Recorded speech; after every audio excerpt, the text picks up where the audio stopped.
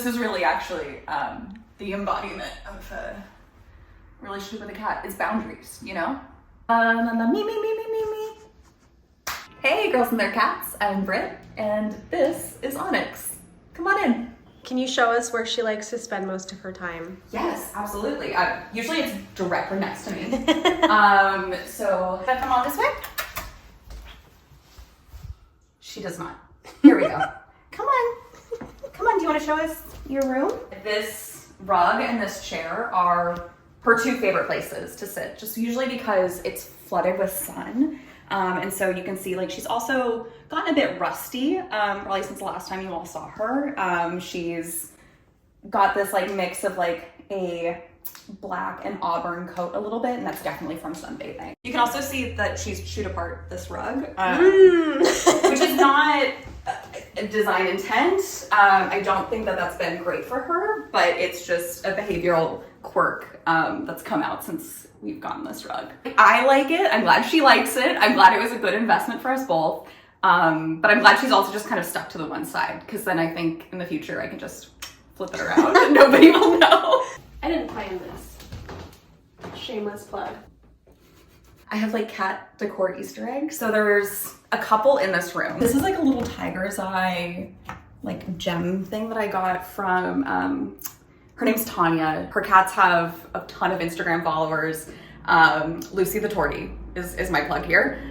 She sent me this, I think for Christmas one year, and it was just like a really nice, I wasn't expecting it. And so I feel like it's just gonna be a little Easter egg that I so cute. Hide around everywhere I live. We also have this guy actually on the book. Oh, I totally missed that. This was a birthday present from my friend Avery, and I love it because it's also a little that's so box. good. This is sort of like this weird little hallway in this space, but I have this line drawing of Onyx that I got from a colleague. We were each other's Secret Santa for like the office. That's a good Secret Santa gift. Wow. So thoughtful. Incredible. This one is usually just Onyx is in this corner on this scratching pad. Yeah, I saw that over there. That's really it. And then also this rug is ideally a lavender shade, but having a black cat, she leaves her presence all over it all the time. You wanna go get your toys? So my mom got her this toy moose, as like a joke or something, I don't even remember. But now, and she loves it, she'll like cuddle up with it. Clearly she's like torn out the tags. Sometimes she'll like try to give it a bath. She's just like very sweet to her mooses. So we've gotten her a couple more. Oh, okay. You're just going right in for it. As humans, we think that catnip is like weed for cats. But I think I saw something that it's actually more like shrooms for cats. Girl, you can't just be tripping on like a random Tuesday evening. We're not doing that. We're gonna, in moderation. These are my Onyx proof flowers. I like can't have live flowers or really live plants. That's why that guy is trying to like cling on to life, but also like hanging, is she just gets into everything. So there's this really wonderful artist, Lane, and I asked her to make California poppies because I'm homesick. She loves that little spot. You can like see like a difference in like the paint color, maybe, I don't know, but where she like goes to like put her face against it. What's on the menu? Today on the menu for Onyx is her favorite ZD diet canned prescription from Hills. Ooh. This is original flavor. What is that? Original. I trust her vet endlessly, so her vet was like, this is what we're gonna do. And I was like, okay, sign me up. So it's very gelatinous. Also going to add some of the Fortiflora Purina probiotics. Ooh. Gotta take care of that gut health. Yes, oh my gosh. Her meal is very high maintenance, and that's okay because it's what she needs. Nothing but the best. Absolutely. For your girl. She's so ready. And then I have her stuff under this like console so she feels like protected instead of it being out in the open where there's like a lot of foot traffic. I just want her to feel comfortable and safe when she's eating. So. Where did you learn that information? I used to work with this animal behaviorist, Dr. Mikel Delgado, and I used to do these weekly IG lives with her, and I learned so much about animal behavior, how to kind of meet your cat's needs where they are. Somebody asked a question of like, you know, my cat doesn't really like to eat, but then every time I put their food bowl down, they are like ravenous or whatever. There was some like specific anecdote.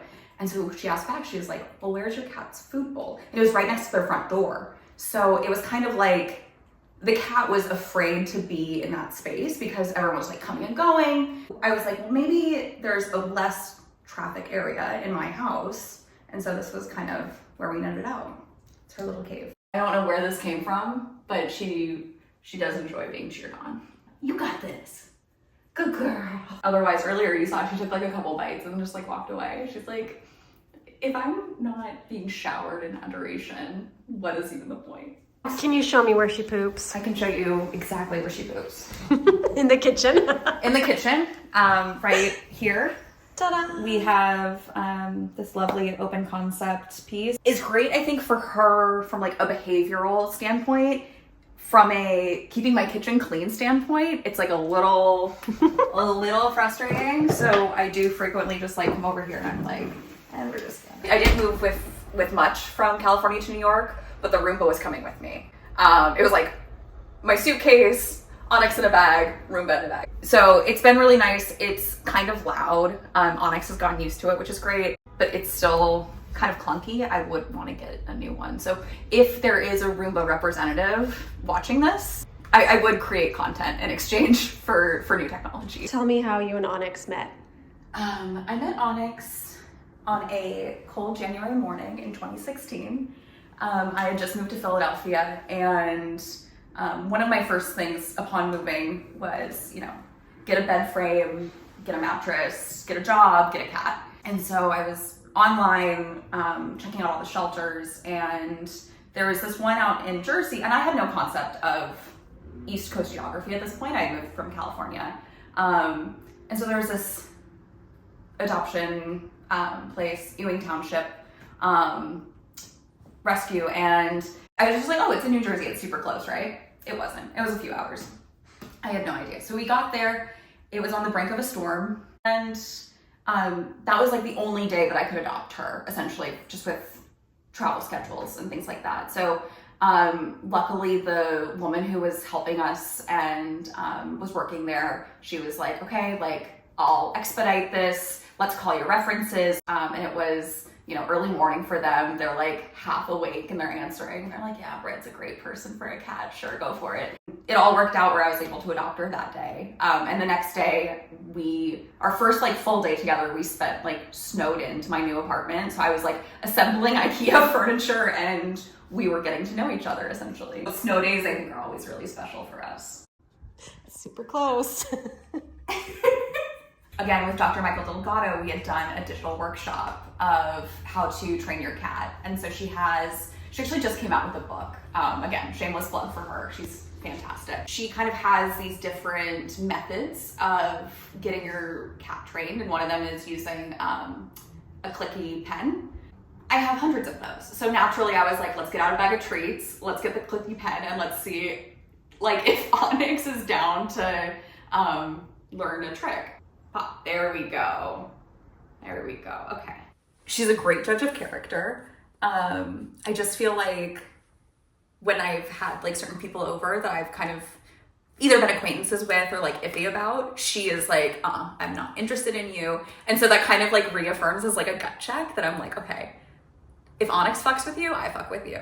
But if Onyx is like, I'm not so sure, then I'm like, let me reassess this a little bit. I'd like to point out that Onyx fucks with me, so. She does, like, clearly hard. Like, she's been, like, up against you, and she's, like, slow blinking at you, which is really sweet. There she is.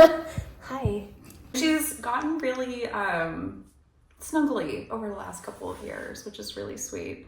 You don't expect that with cats. I think if that happens, it's, like, it's even more special because the like expectations are so low, right? Like if you go into a relationship with a cat like expecting like puppy level affection and like that kind of level of like trainability, you're kind of setting yourself up for disappointment. If you're thinking about getting a cat, or if you're kind of like, you know, if you have frustrations with your cat, I think it's kind of important to reassess your expectations a bit, to be like, okay, wait, they're this cute, adorable little creature who's somehow like the most like terrifying hunting creature.